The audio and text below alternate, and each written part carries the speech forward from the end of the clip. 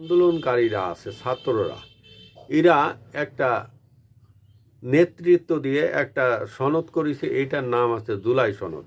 এই ধরনের সনদ আমরা কখনো দেখিনি। 71 সালের পরে, যুদ্ধের পরে একটা সনদ তৈরি হয়েছিল, সেইটা তখন আবার পাশ হয়েছিল গণভোটের মাধ্যমে। কিন্তু আমার কথা হচ্ছে যে আমরা তো আবার দ্বিতীয়বার কারোর সাথে যুদ্ধ করিনি, এটা আমাদের আভ্যন্তরীণ একটা আন্দোলনের বিষয়।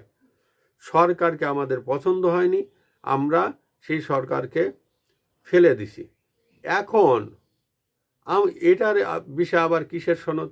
এই সনদের নেতৃত্ব দিছে জামাতে ইসলামী।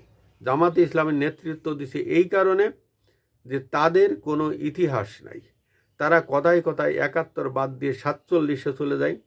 কারণ 71 সালের কথা বললে তাদের বুকের ভিতরে একটা যন্ত্রণা অনুভব হয়, কারণ তারা 71 বিরোধী ছিল। যদিও তারা 47-এর বিরোধিতাও করেছিল, তারপরেও তারা সেই প্রাণের পাকিস্তানের কথা অনুসরণ করে তারা সেই 47-এর কথা বলে। এই জন্যে তারা 71-এর বিপরীতে একটা জুলাই সনদ করতে চায়।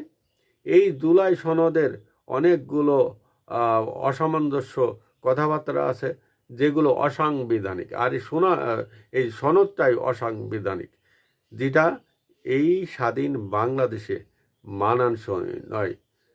যার কারণে বাংলাদেশের জনগণ এই জুলাই সনদকে প্রত্যাখ্যান করেছে। কিন্তু সরকার ভোট ম্যাটিকুলাসলি ডিজাইনের মাধ্যমে এই ভোটকে বেশি দেখায় জুলাই সনদ তারা পাশ করেছে, যেটা বাংলাদেশের মানুষ তথা বর্তমান যে সরকার আছে তারেক জিয়ার বিএনপি, তারা এটাকে অস্বীকার হয়তো করবে বা সেই পথে আমরা এগোচ্ছি। ধন্যবাদ বিএনপিকে।